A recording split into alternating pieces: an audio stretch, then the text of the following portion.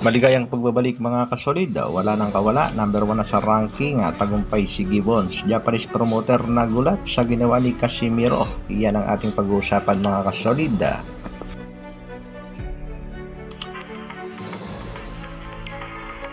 Para sa ating unang balita mga kasolid, bakbakan para sa IBF World Title Fight Featherweight Division September 15. Yan nga yung bakbakan sa pagitan nitong si Luis Alberto Lopez kontra dito kay Joet Gonzalez.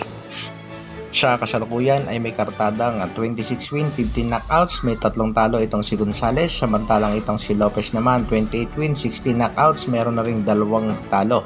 Ito nga si Luis Alberto Lopez ang kasalukuyang IBF World Featherweight Champion. Target niyang in-knockout itong si Joet Gonzalez at isa rin pala ito sa mga nag-aabang dito kay Naoya Inoue pag umakit na ng featherweight division. Magandang bakbakan ito mga kasolid, kaya abangan natin September 15 Lopez versus Gonzalez. Samantala, marami nga nagtataka dito sa matchmaker na si MP President Sean Gibbons, tulad na lang ng pagmatch niya dito sa ating kababayang si Jerwin Ancahas. Alam naman natin nasa number 6 ranking lang itong si Ancahas, pero naikasa ni Gibbons ang laban kontra nga dito sa champion na si Takuma Inoue. Ayon nga sa kampo nitong si Jerwin Ancahas, planchado na ang laban na November 15.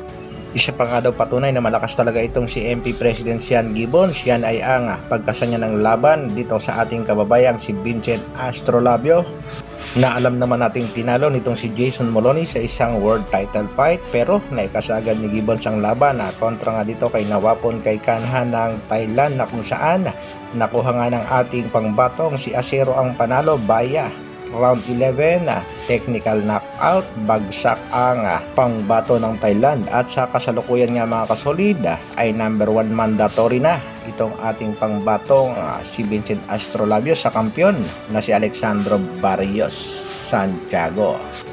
Napakalaki ng tsansa ng ating kababayang si Acero na maging world champion sa bantamweight division.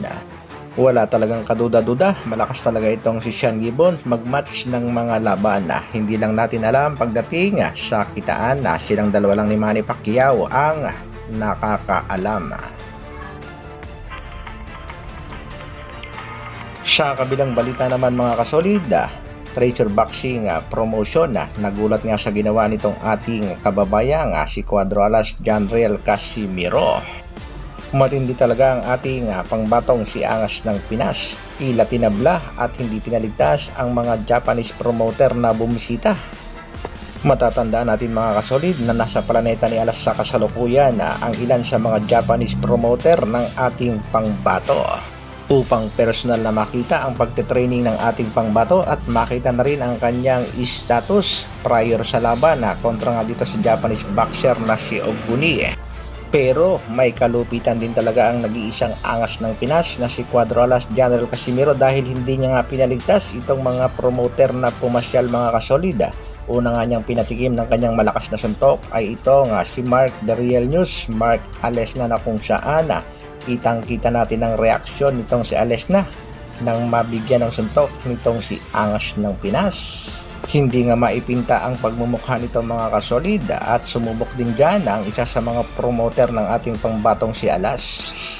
Ika nga nitong si Roljen Lugas, walang halong drama yan mga kasolid.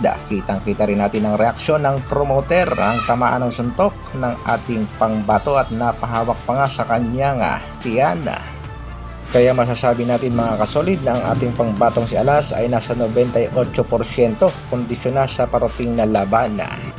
Hindi lang natin alam sa kasalukuyan mga kasolid kung okay na rin ba ang timbang ng ating pangbatong si Janriel Casimiro. Umaasa nga ang mga Japanese promoter ng isang impresibong panalo at sana ay makuha ang knockout upang personal na mahamon ng ating pangbatong si Alas. Ito nga si Naoya Inoue sa harap mismo ng kanyang mga kababayan. Let's go Cuadro Alas, ang nag-iisang angas ng Pinas na merong pusong wagas. Isang like naman dyan mga kasolid, at sa mga bago, pa-subscribe naman ang aking munting channel. Maraming salamat sa patuloy na pagsuporta at panonood. Mabuhay Dr. Alwin Vlogs.